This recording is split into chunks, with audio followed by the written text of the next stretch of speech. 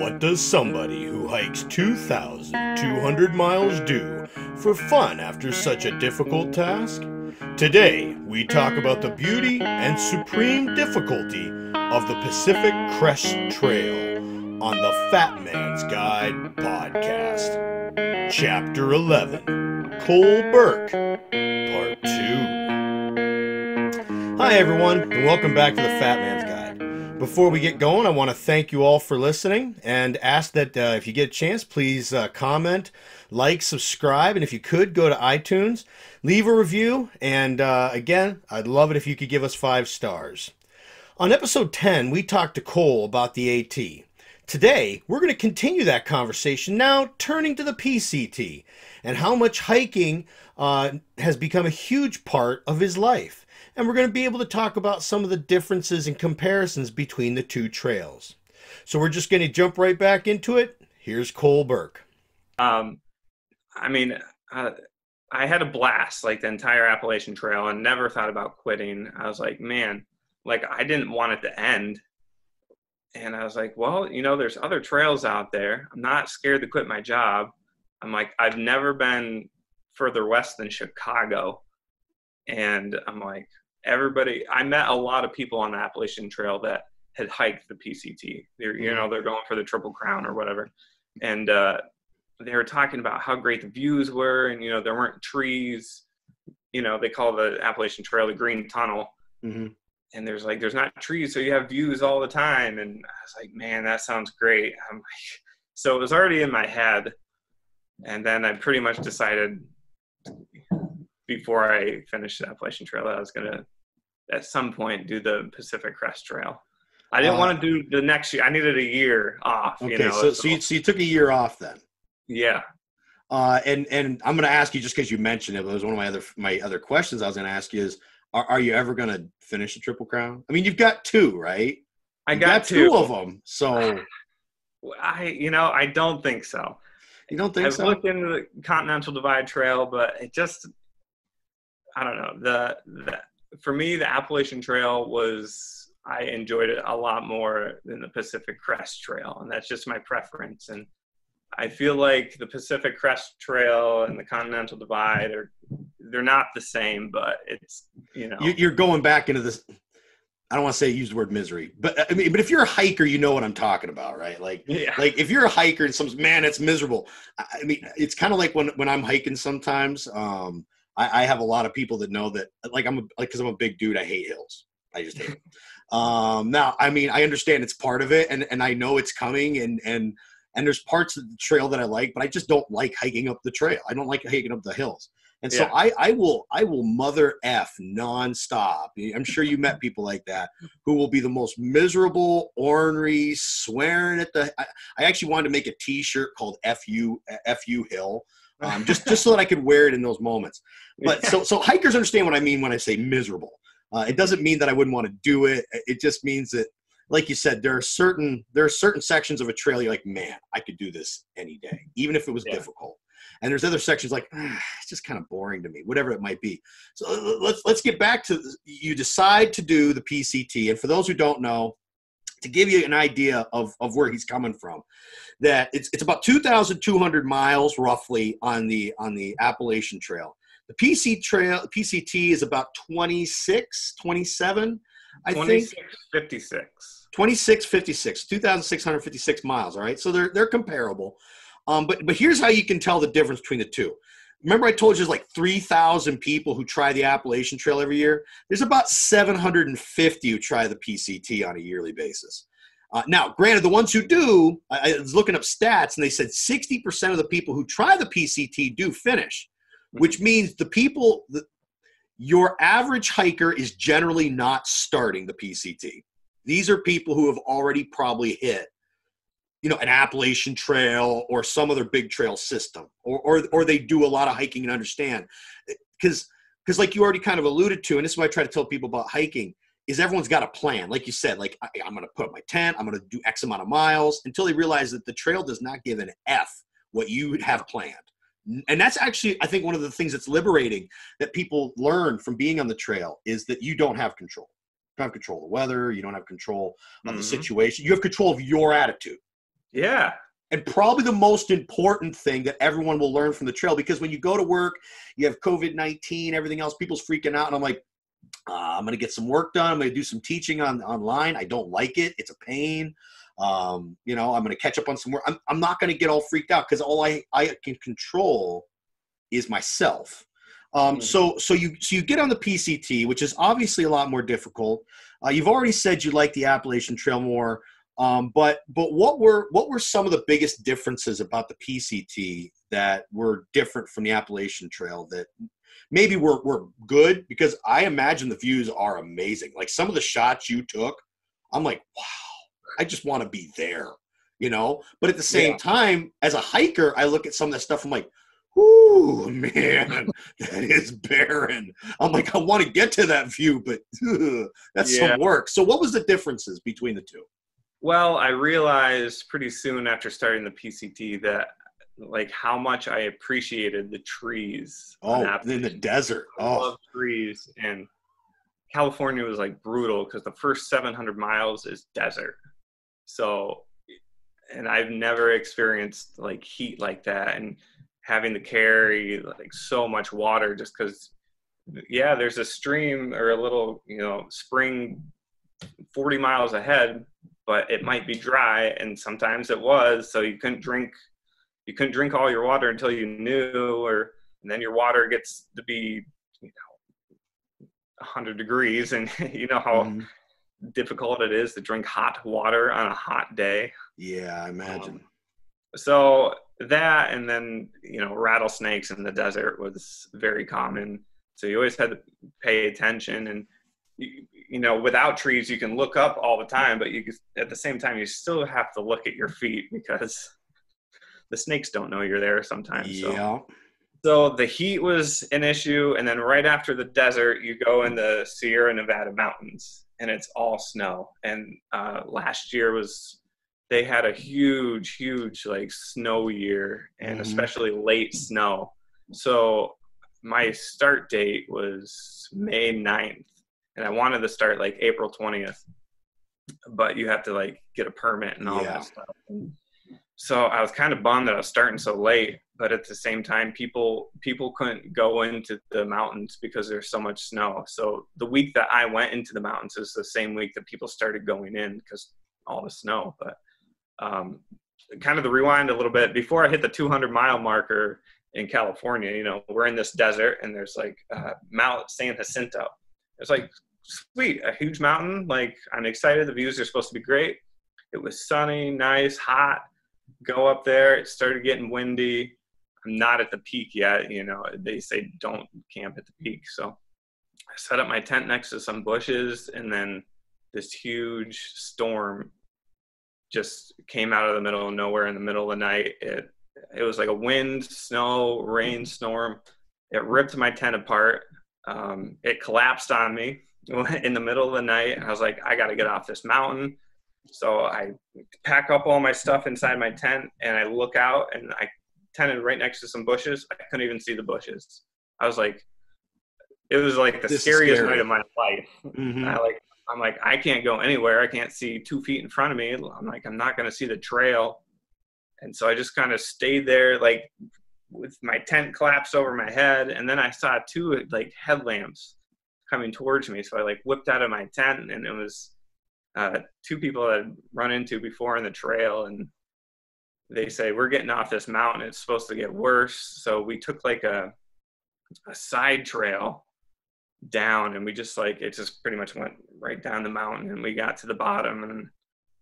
And 200 miles in, and that happens. And then all the snow, we couldn't go anywhere. So we were stuck in the town of Idlewild for a week, 5 days, I think, trying to wait for the snow to melt. And it was just like, okay, like I get it now, out west, the extremes are more extreme. I got snow on the Appalachian Trail, but it was nothing like this. So the extreme heat, the snow, like all the extremes are just magnified out west. And without trees, you don't have protection for much. So that was probably the biggest difference. From a terrain standpoint, how was, and again, only hikers would actually probably care about this question, but you know, the climbing in the mountainous areas, and obviously the Appalachian Trail's really got the Smokies, and it's got the White Mountains up there with the presidential peaks and stuff like that, and New Hampshire and stuff. But how comparable are they with what you had to hike through on the western side of the Rockies? Well, so the PCT is graded for like pack mules and horses, so you can have horses and stuff. So the Appalachian Trail, you go, if there's a mountain in front of you, you're going to go straight up and over that mountain. On the PCT, they have switchbacks. Yeah. So, which is great. You know, you're not going straight up over a mountain. It's, you know, graded a little more gentle, but at the same time, you're going uphill for 15, 20 miles to get up over a mountain. And it's sometimes you're like, man, can't I just go straight up just and straight over? Up, yeah. Which you know, as a hiker, like you love switchbacks when you have the trail that goes straight up. But then again, when you have to go on a switchback 15 times, like you said, to cover a 5-mile trail, but have to travel 20 miles to do it, you're like, this is a waste. Yeah. Yeah. So that, I mean, it's a little gentler on the body until you get into the Sierras. But the Sierras, it's hard to like fairly judge them because there was so much snow. And I mean, I went days without seeing an actual trail. I was just following people's footsteps through the snow and hoping it was the right trail. And so, yeah, it's graded a little better. But at the same time, you're running the snow issue in the Sierras, which is common. But and then after the Sierras, go ahead. Well, after the Sierras, I was like, we got to the northern part of the Sierras, and I was like, sweet, you know, it should get a little gentler from here. But there was so much snow that the next 200 miles, it was the same thing, you know, and it was kind of discouraging because, you know, mentally you're set for no snow, and I kind of couldn't wait to be out of the Sierras, and it was another 200 miles of it. So it was pretty rough. Well, and people hike too, and I do a lot of winter hiking.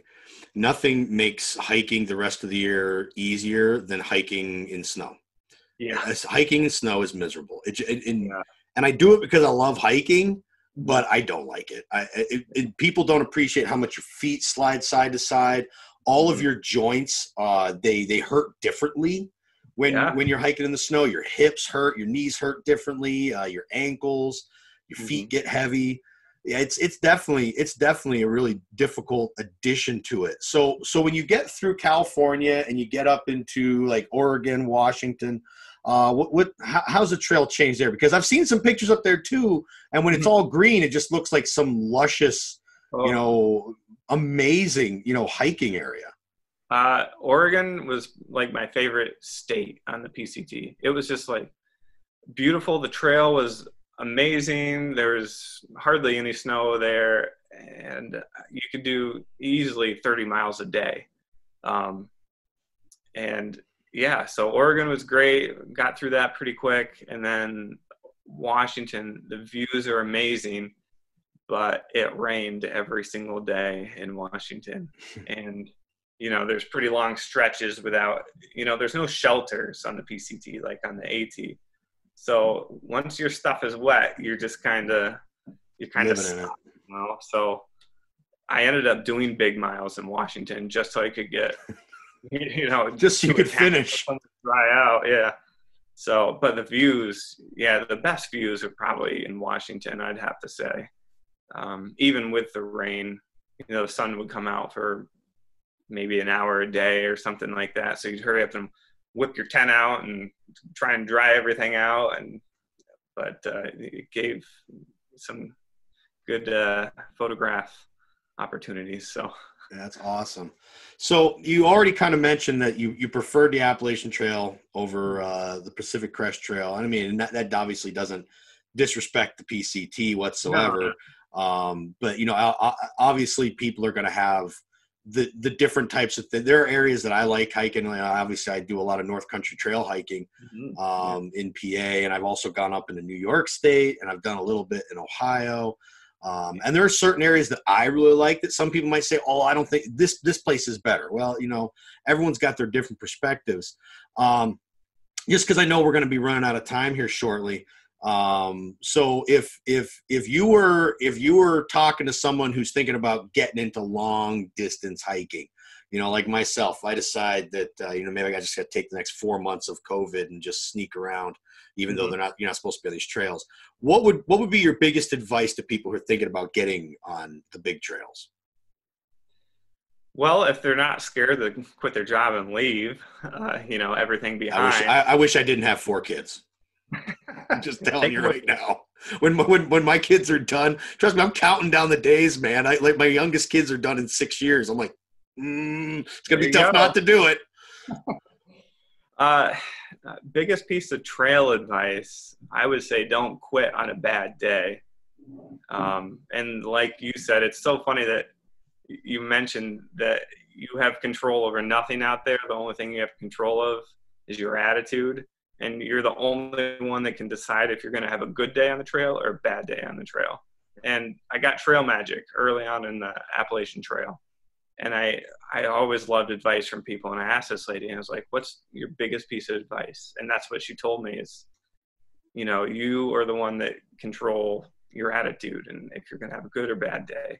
So after that, every time it rained or had a tough climb, I thought about that. And I was like, yeah, I'm going to have a good day. Like, I'm going to embrace the rain. They say embrace the suck.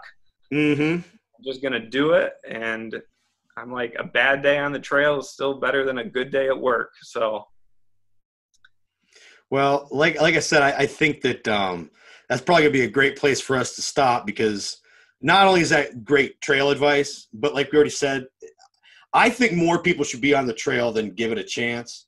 It changed my life. Clearly, it changed your life. Oh.